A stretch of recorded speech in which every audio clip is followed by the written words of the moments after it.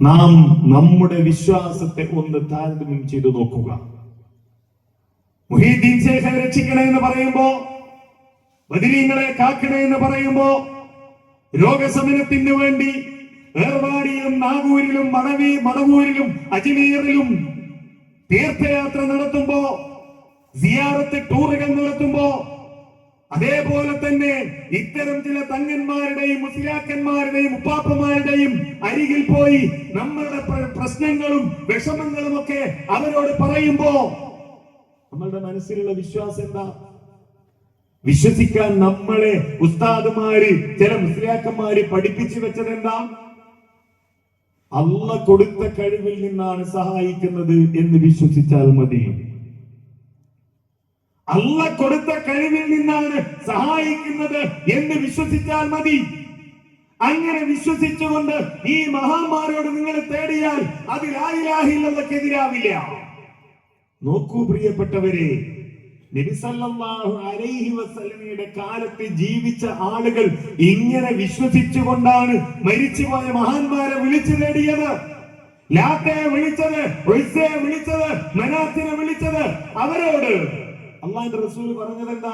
നിങ്ങൾ ബിംബത്തിന്റെ രൂപം ഒഴിവാക്കിയാൽ മതി, വിഗ്രഹത്തിന്റെ രൂപം ഒഴിവാക്കിയാൽ മതി. നിങ്ങൾ ലാത്ത എന്ന മഹാനെ വിളിച്ചോളൂ, കുഴപ്പമില്ല. ഇബ്രാഹിം നബി എന്ന മഹാനെ വിളിച്ചോളൂ, കുഴപ്പമില്ല. ഇസ്മായിൽ നബി എന്ന മഹാനെ വിളിച്ചോളൂ, കുഴപ്പമില്ല. മറിച്ച് ബിംബവും വിഗ്രഹവും ഉണ്ടാക്കരുത് എന്നാണോ? അല്ല. ഈ ഖുർആനിലൂടെയല്ലേ നമ്മൾ കടന്നു പോകേണ്ടത്? ഈ ഖുർആനല്ലേ നമ്മളുടെ ജീവിതത്തെ സ്വാധീനിക്കേണ്ടത്? ഈ ഖുർആനിന്റെ ആശയ ആദർശങ്ങളല്ലേ നമുക്ക് വഴി കാണിക്കേണ്ടത്? അതിന് പകരം അള്ളാന്റെ റസൂല് പറഞ്ഞ, അള്ളാന്റെ റസൂലിനോട് പ്രഖ്യാപിക്കാൻ പറഞ്ഞതിനെതിരായി നമ്മൾ വിശ്വസിക്കുക. സൂറത്തുൻ നൂർ വിശുദ്ധ ഖുർആനിലെ അധ്യായമാണ്. അതിന്റെ ആദ്യത്തെ ചില വചനങ്ങൾ നമ്മൾ എടുത്തൊന്ന് പരിശോധിക്കുക. അതിനൊരു ചരിത്ര പശ്ചാത്തലമുണ്ട്. നബി സല്ലല്ലാഹു അലൈഹി വസല്ലം സാധാരണ യുദ്ധങ്ങൾക്ക് പോകുമ്പോ ഏതെങ്കിലും ഒരു ഭാര്യയെ ഒപ്പം കൊണ്ടുപോകും. ബനുൽ മുസ്തലഖ് എന്ന് പറയുന്ന സ്ഥലത്തേക്ക് പോകുമ്പോ അള്ളാഹുവിന്റെ റസൂലിന്റെ കൂടെ ഉണ്ടായിരുന്നത് ആയിഷ റളിയല്ലാഹു അൻഹയാണ്. അവര് പോയി അവിടുന്ന് തിരിച്ചു വരുമ്പോ പ്രാഥമിക കർമ്മങ്ങൾ നിർവഹിക്കാൻ വേണ്ടി ഒരു സംഘം അവിടെ തമ്പടിക്കുകയാണ്. ഒരു സ്ഥലത്ത് തമ്പടിക്കുകയാണ് ആ സംഘം. ഓരോരുത്തരും അവരവരുടെ കാര്യങ്ങൾ ചെയ്യാൻ പോയി. ആയിഷ റളിയല്ലാഹു അൻഹയും പോയി തിരിച്ചു വന്നപ്പോ മഹദിയുടെ മാല കാണാനില്ല. അവരേറെ ഇഷ്ടപ്പെട്ട മാല, അള്ളാഹുവിന്റെ റസൂലിനും ഇഷ്ടമുള്ള മാല, അത് കാണാതെ പോവുകയാണ്. ഉടൻ തന്നെ അവർ മാല തെരഞ്ഞു പോയി. ഇവിടെയോ? ഇവിടെ അള്ളാഹുവിന്റെ റസൂൽ ചോദിക്കാൻ എല്ലാരും വന്നില്ലേ? സഹാബികളൊക്കെ വന്നു. ഒട്ടകക്കട്ടിലുണ്ട്. ഒട്ടകക്കട്ടിൽ എന്ന് പറഞ്ഞാൽ 16 mm കമ്പി വെച്ച് കോൺക്രീറ്റ് ചെയ്തുണ്ടാക്കുന്ന ഒരു പെട്ടിയല്ല, മറിച്ച് തുണി കൊണ്ടുണ്ടാക്കിയ ഒരു ടെന്റ് പോലെയുള്ളത്. അതിലാണ് ആയിഷ റളിയല്ലാഹു അൻഹ ഇരിക്കുന്നത്. സഹാബികൾ ആ ഒട്ടകക്കട്ടിലെടുത്ത് ഒട്ടകത്തിന്റെ പുറത്ത് വെച്ചു. അള്ളാഹുവിന്റെ റസൂലിന്റെ നിർദ്ദേശപ്രകാരം സംഘം പുറപ്പെട്ടു.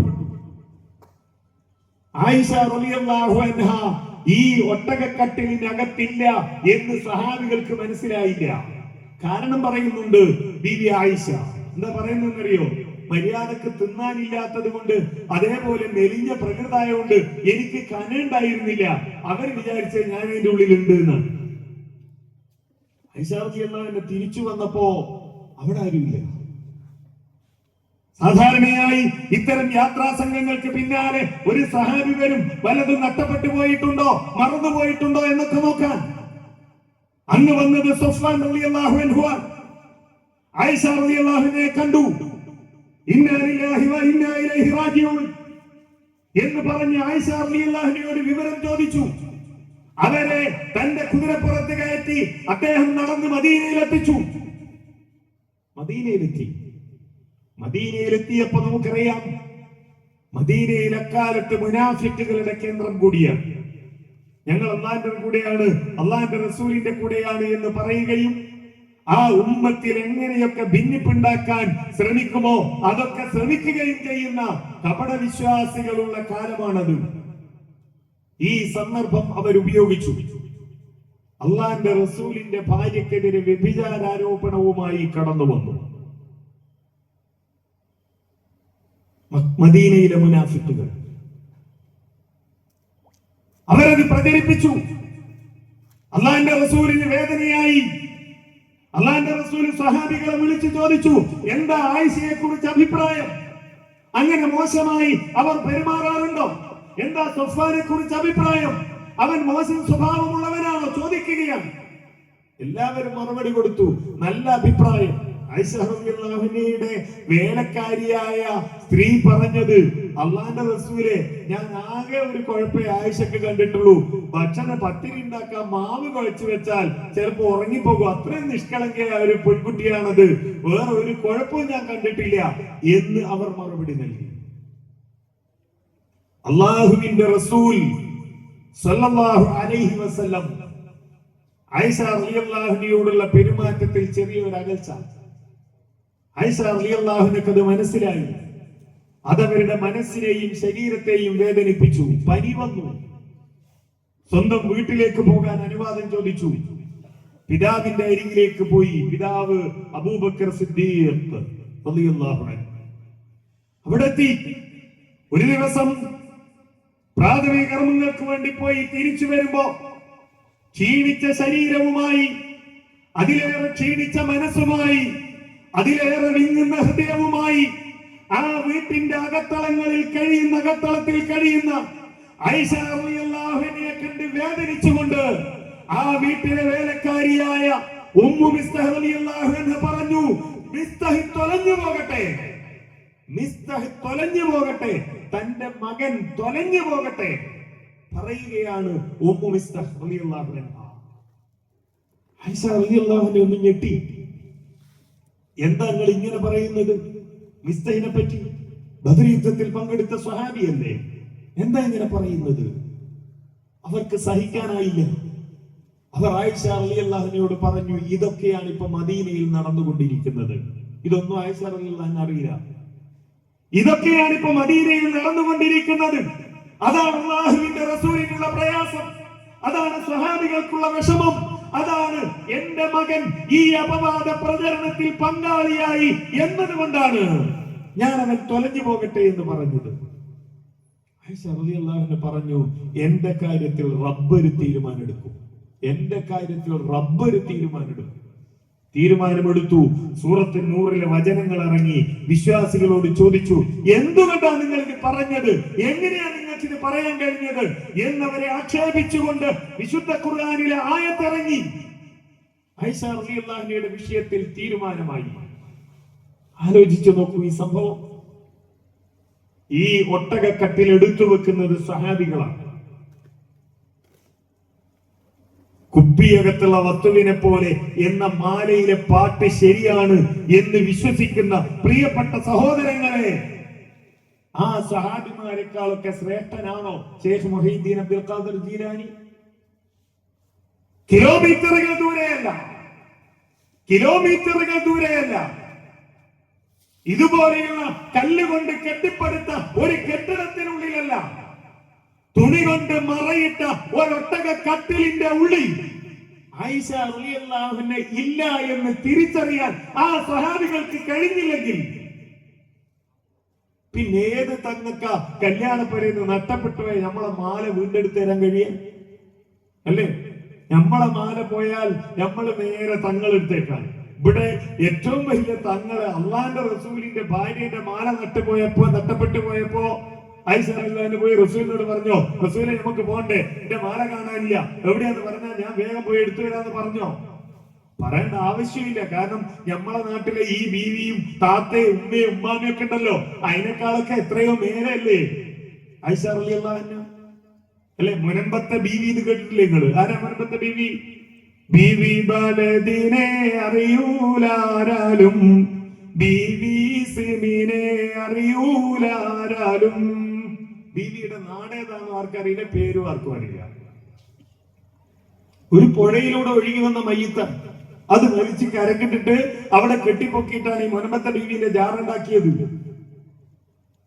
ആ ബീവി, മുനമ്പത്തെ ബീവി മറഞ്ഞ കാര്യങ്ങൾ അറിയുമെന്ന് പറഞ്ഞുകൊണ്ട് പാട്ടും ബൈത്തും ഉണ്ടാക്കി കറാമത്തുകൾ പ്രചരിപ്പിക്കുന്നില്ലേ നമ്മളുടെ നാട്ടിൽ?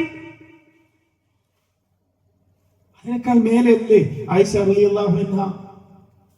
ആയിഷ റളിയല്ലാഹു അൻഹയുടെ മാല കാണാതെ പോയി. ബീവിക്ക് മനസ്സിലായോ, ഇതാ എന്നെ കൂട്ടാതെ ഈ ആളുകൾ പുറപ്പെടുകയാണ്, അതുകൊണ്ട് ഞാൻ വേഗം തിരിച്ചു വരണമെന്ന്? ഇല്ല. നേതൃത്വത്തിലുള്ളതാരാ? അസ്റഫുൽ ഖൽഖ് മുഹമ്മദ് മുസ്തഫ സല്ലല്ലാഹു അലൈഹി വസല്ലം. ആ നബി സല്ലല്ലാഹു അലൈഹി വസല്ലം സഹാബികളോട് പറഞ്ഞു, നമുക്ക് പോകാനായിട്ടില്ല, ആയിഷ മാല തെരഞ്ഞു പോയിട്ടുണ്ട്, അവള് വരട്ടെ. പറഞ്ഞോ? പറഞ്ഞില്ല. അവിടെ നടന്ന് മദീനയിലെത്തുന്നതിനിടയിൽ എവിടെയെങ്കിലും വെച്ച് അള്ളാഹുവിന്റെ റസൂൽ പറഞ്ഞോ? ഒന്ന് തിരിഞ്ഞിങ്ങനെ നോക്കിയിട്ട്, ഒട്ടകക്കട്ടിലിൽ ആയിഷയില്ലല്ലോ, ഇവിടെ നിൽക്കൂ എന്ന് അള്ളാഹുവിന്റെ റസൂൽ പറഞ്ഞോ? പറഞ്ഞില്ല. മദീനയിലെത്തി ഈ അപവാദ പ്രചരണങ്ങൾ നടന്നപ്പോ അള്ളാഹുവിന്റെ റസൂൽ എന്താ പറഞ്ഞത്? തീരുമാനം പറഞ്ഞില്ല. അള്ളാഹുവിന്റെ വഹിയെ കാത്തു നിൽക്കാണ് അള്ളാഹുവിന്റെ റസൂൽ. എന്നിട്ടാ നമ്മള് പറയുന്നത്, നമ്മളെ നാട് വിട്ടുപോയ കുട്ടീനെ കാണാൻ ഒരിക്കല് ഒരു പരസ്യം വന്ന ഒരു ചാനലിൽ നിരന്തരമായി ഇത് പ്രചരിപ്പിച്ചു കൊണ്ടിരുന്ന ഒരു ജ്യോത്സ്യൻ, തിരുവനന്തപുരക്കാരനായ ഒരു ജ്യോത്സ്യൻ, അയാളോട് കാസർഗോഡുള്ള ഒരു അമ്മ പറയാണ്, എന്റെ മകൻ 12 കൊല്ലായി നാട് വിട്ടുപോയിട്ട് ഇതുവരെ വന്നിട്ടില്ല. ശരി, ജനനത്തീയതി ഏതാണ്, നക്ഷത്രം ഏതാണ്, ഇതൊക്കെ ചോദിച്ചിട്ട് പറഞ്ഞു അവൻ തിരിച്ചു വരും. കുറച്ചു ദിവസം കഴിഞ്ഞപ്പോ പത്രങ്ങളിലൊക്കെ പരസ്യം, കേരളത്തിലെ പ്രധാനപ്പെട്ട പത്രത്തിലൊക്കെ മൂപ്പരെ പരസ്യമാണ്, മൂപ്പരെ മകള് നാട് വിട്ടുപോയിട്ടുണ്ട്, കണ്ടുകിട്ടുന്നവരടുത്ത പോലീസ് സ്റ്റേഷനിലോ താഴെ കാണുന്ന നമ്പറിലോ അറിയിക്കേണ്ടതാണ്. മൂപ്പരെ മോളെ കാര്യത്തിൽ മൂപ്പർക്ക് തീരുമാനം എടുക്കാൻ പറ്റിയിട്ടില്ല. നാട്ടുകാരൊക്കെ കാണുമെന്ന് പറയാൻ. ഇതാണ് ഈ ജ്യോത്സ്യന്മാരുടെ അവസ്ഥ, ഇതാണ് ഈ കണക്ക് നോട്ടക്കാരുടെ അവസ്ഥ. ഇവരാണോ മറഞ്ഞ കാര്യം എന്ന് വിശ്വസിച്ച്, അറിയുമെന്ന് വിശ്വസിച്ചു കൊണ്ടുപോകുന്നത്? എവിടെ എത്തി? ഇതിന് ന്യായം പറഞ്ഞു നമ്മളുടെ നാട്ടിലുള്ള ആളുകൾ. കറാമത്തുകൾ പറഞ്ഞു കൊടുത്തു, മാലകളുടെ. യഥാർത്ഥത്തിൽ ഈ മാലകൾ എന്നൊക്കെ പറഞ്ഞാൽ എന്താണെന്നറിയോ? നമ്മള് ഇലക്ഷൻ വരുമ്പോ, ഇപ്പോ വരാൻ പോവാണല്ലോ, ഇലക്ഷൻ വരുമ്പോ രാഷ്ട്രീയ പാർട്ടികൾ പ്രകടന പത്രിക പുറത്തിറക്കൂലേ? അതുപോലെ ത്വരീഖത്തിലേക്ക് ആളെ കൂട്ടാനുള്ള പ്രകടന പത്രികയാണിത്. മുഹീദ്ദീൻ മാലയിൽ കാണാം, മുതലായ റമളാനിൽ 30 നാളിലും മുലകുടിക്കും കാലം മുലനെ തൊടാത്തവർ. മുഹീദ്ദീൻ ശേഖ് മുലകുടിക്കുന്ന ആ പ്രായമുള്ള സമയത്ത് റമളാനായ മുലകുടിക്കൂല. സുബഹി ബാങ്ക് കൊടുക്കുന്നതിന്റെ തൊട്ട് മുമ്പ് മൂപ്പര് മുലകുടി നിർത്തും. പിന്നെ മഗ്രിബ് ബാങ്ക് കൊടുത്താലേ മൂപ്പര് എന്തിയുള്ള മുലകുടിക്കുള്ളൂ. അതാണ് മുഹീദ്ദീൻ ശേഖ്. അപ്പൊ അതൊരു ഭയങ്കര സംഭവമാണല്ലോ, അതൊരു ഭയങ്കര കറാമത്താണല്ലോ. അപ്പൊ ഇതിനെങ്ങനെ കടത്തിവെട്ടും? റമദാൻ എന്തായാലും 31 ഉണ്ടാവില്ല. അപ്പം റിഫായി മാലക്കാരൻ എഴുതി, മുന്നമ്മൊരേകലാൽ 40 നാളിലും മുല കുടിക്കും കാലം മുലനെ തൊടാത്തോവർ. 40 ദിവസം പ്രത്യേക ഒരു സ്പെഷ്യൽ ഓർഡർ ഉണ്ടായി പടച്ചോന്റെ. 40 ദിവസം മുല കുടിക്കാൻ പാടില്ല. അങ്ങനെ 40 ദിവസം നമ്മളെ ശേഷം മുല കുടിച്ചിട്ടില്ല. ഞാൻ വെറുതെ പറയുന്നതല്ല. നിങ്ങൾ വീട്ടിൽ പോവുക. നേരത്തെ പറഞ്ഞ 33, 55, 77, 333, 5555 വക ഏടുണ്ടല്ലോ. ആ ഏടിലുള്ള ഈ മുഹീദ്ദീൻ മാല എടുത്തൊന്ന് മറിച്ചു നോക്കുക. അതില്ലേ എന്നൊന്ന് നോക്കുക. അംഗീകരിക്കാൻ കഴിയുമോ? ഇത് എങ്ങനെയാണ് ഇത് ശരിയാണ് എന്ന് നമുക്ക് പറയാൻ കഴിയുക? ആരാണ് ഇത് പറഞ്ഞു തന്നത്? അപ്പൊ ഇതിലെ കാളക്കൂട്ടാൻ ഈ പടത്തോൻ എടുക്കുന്ന ഒരു സ്പെഷ്യൽ ഓർഡർ. ആ സ്പെഷ്യൽ ഓർഡർ ആർക്കാ കിട്ടിയത്? റിഫായി ശേഖിനാണ്. മൂപ്പര ജനനം തന്നെ എങ്ങനെയാണെന്നറിയോ? അടിമാ ദുനിയാവിൽ ഇറങ്ങുവാനായിട്ട് അല്ലാഹുവിൽ കേട്ടാരെ മോളിന്തോവർ. സ്വർഗം എനിക്കും എൻ വയ്യ തുടർന്നോർക്കും സുഖത്തോടെ തന്നാലിറങ്ങാം ഞാൻ എന്നോവർ. അവർക്കന്ന് 4 സുവർഗം കൊടുത്താരെ ഉടനെ ദുനിയാവിൽ പിറന്ന് വളർന്നോവർ. ഉമ്മ ഗർഭിണിയായി, പ്രസവിക്കാനുള്ള സമയമായി. അള്ളാന്റെ കൽപ്പന വന്നു. എന്ത്? അടിമ ദുനിയാവിൽ ഇറങ്ങുവാനായിട്ട് അള്ളാന്റെ ഏകൽ പടച്ചവന്റെ കൽപ്പന വന്നു. കേട്ടാരെ മൊളിന്തോവർ. ഇത് കേട്ടപ്പോ വയറിൽ കിടക്കുന്ന ഗർഭാശയത്തിൽ കിടക്കുന്ന റിഫായി ശൈഖ് പടച്ചവനോട് പറയാൻ എന്ത്? സുവർഗം എനിക്കും വയ്യാൽ തുടർന്നോർക്കും സുഖത്തോടെ തന്നാൽ ഇറങ്ങാം ഞാൻ എന്നോവർ. എനിക്കും എന്നെ തുടരുന്ന ആളുകൾക്കും സ്വർഗം തന്നാൽ ഞാൻ ഇറങ്ങാം, അല്ലെങ്കിൽ അവിടെ തന്നെ ഇരിക്കുകയാണ്. ലോകത്തെ ആദ്യത്തെ അവസാനത്തെയും ഗർഭപാത്ര സത്യാഗ്രഹം അതിന് മുമ്പേ ആരും നടത്തിയിട്ടില്ല, അതിന് ശേഷം ആരും നടത്തിയിട്ടില്ല. പള്ളിയിലിരിക്കാൻ പഠിച്ചതെന്താ ചെയ്ത് ഇറങ്ങണ്ടേ? ഇതിന്റെ മുമ്പ് വലുതാൻ പറ്റൂ? ഒന്ന് കൊടുത്തു ഇറങ്ങിയില്ല, 2 കൊടുത്തിട്ടും ഇറങ്ങിയില്ല, 3 കൊടുത്തിട്ടും ഇറങ്ങിയില്ല. അവസാനം 4 സ്വർഗം കിട്ടി. അവർക്കന്ന് 4 സുവർഗം കൊടുത്താരേ ഉടനെ ദുനിയാവിൽ പിറന്ന് വളർന്നോവർ. ഈ 4 സ്വർഗം കിട്ടിയപ്പോ അത് വെറുതെ കിട്ടിയെന്നല്ലോ. ആ കഥ ഭയങ്കര വിശദമായ കഥയാണ്. അത് എഗ്രിമെന്റ് ഉണ്ടാക്കി മുദ്രപത്രത്തിലൊക്കെ എഴുതി കൊടുത്താണ്. പിന്നെ കുറെ കാലം കഴിഞ്ഞപ്പോ വേറൊരാളിന് ചോദിച്ചപ്പോ ഇത് മുപ്പരൻ ഇസ്മായിൽ എന്ന അയാൾക്ക് വിൽക്കുകയും ചെയ്തതിന് ഈ സ്വർഗം എന്ന് പറയുന്നത്. അത് വേറൊരു കഥ, അതവിടെ നിൽക്കട്ടെ. ഇങ്ങനെ റിഫായി ശൈഖിനെ പറ്റി പറയുന്നു ഈ മാലയിൽ. ഇത് വിശ്വസിക്കാൻ ഒരു മുസ്ലിമിന് കഴിയോ? ഈ ശൈഖിന്റെ കറാമത്ത് പറഞ്ഞിട്ട് അതിലേക്ക് ആളെ കൂട്ടാനാണ്. മുഹീദ്ദീൻ ശൈഖിനെ പറ്റി പറയുന്നത് കാണാം.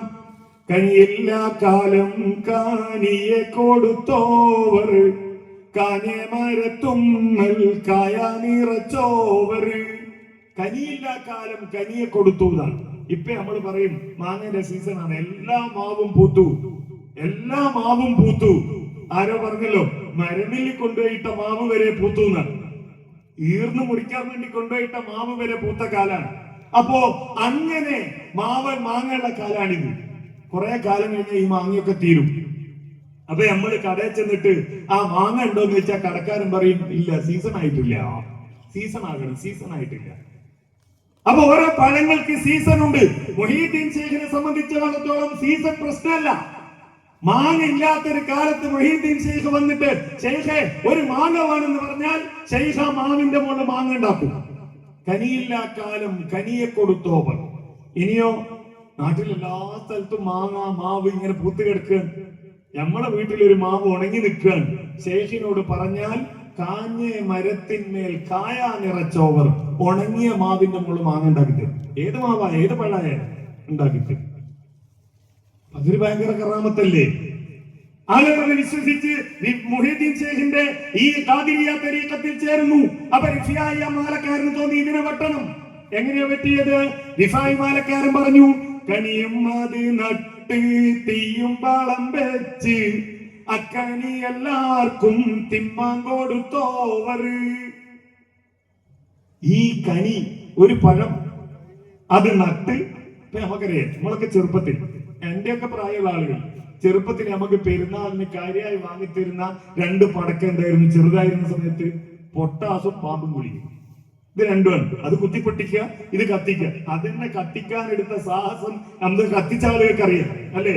നമ്മൾ തീപ്പെട്ടി എഴുതി ഇതിന്റെ അടുത്തേക്ക് മെല്ലെ പോകുമ്പോ ബേക്കിൽ ഒരുത്തം വന്നിട്ട് ഠോ ഇത് പൊട്ടൂലെന്നൊക്കെ ഈമാനോടെ തന്നെയാണ് തീപ്പെട്ടി എഴുതിയതും പോയതൊക്കെ. പക്ഷെ ഈ ഠോ കേൾക്കുമ്പോ ഒന്ന് ഞെട്ടി ആ തീപ്പെട്ടി പോകും. അതിന് കരച്ചിലും അടിയും പിടിയൊക്കെ ഉണ്ടാക്കിയതാണ്. റിഫായി ശൈഖിന് ഒരു മാങ്ങ നമ്മൾ കൊടുത്താൽ അദ്ദേഹം എന്ത് ചെയ്യുന്ന വെച്ചാൽ, ഇപ്പൊ ഈ ഗ്രൗണ്ടിലാണെങ്കിൽ ഇവിടെയുള്ള ഈ കടലാസും പേപ്പറും ഒക്കെ പാടെ കൂട്ടിയിട്ടിട്ട് തീപ്പെട്ടിക്കൊണ്ട് അരച്ചിട്ട് അതിന് തീ കൊടുക്കും. അപ്പൊ എന്ത് ചെയ്യും? ഈ മാവ് ഇങ്ങനെ വളർന്ന് ഈ പാമ്പും കുളിക്ക പൊങ്ങി വരുന്ന മാതിരി ഈ മാങ്ങ വളർന്ന് മരമായി അതിന്റെ മുകളിൽ കായ കൊടുക്കും. കനിയും അത് നട്ട് തീയും വളം വെച്ച് അക്കനി എല്ലാവർക്കും തിന്മാൻ കൊടുത്തോവർ. അത്ര വലിയതാണ്. പിന്നെ വെറുതെ കാഞ്ഞ മരമൊക്കെ നോക്കി നടക്കണോ എന്നാണ് പറയുന്നത്. ഇങ്ങനെ ഈ തരീഖത്തിലേക്ക് ആളെ കൂട്ടാൻ വേണ്ടി ഉണ്ടാക്കിയ മാലകൾ. ഇതൊക്കെ എന്തിനാ ഇപ്പൊ പറയുന്നതെന്ന് ചോദിച്ചാൽ, 100ാം വാർഷികം ആഘോഷിക്കുന്നുണ്ടല്ലോ സമസ്ത. ഈ 100ാം വാർഷികം ആഘോഷിക്കുന്ന സമസ്ത 1933 ഫറോക്കിൽ വെച്ചൊരു സമ്മേളനം ചേർന്നു. ആ സമ്മേളനത്തിൽ പ്രമേയം പാസാക്കി. ഈ മാലകൾ ചൊല്ലില്ലെന്നോ ചൊല്ലിക്കില്ലെന്നോ പാടില്ലെന്നോ പാടാൻ പാടില്ലെന്നോ പറയുന്ന ആളുകളെ കാളിയാക്കാൻ പാടില്ല, ഇമാമാക്കാൻ പാടില്ല, ഖത്തീബാക്കാൻ പാടില്ല. സമസ്തയുടെ തീരുമാനമാണ്.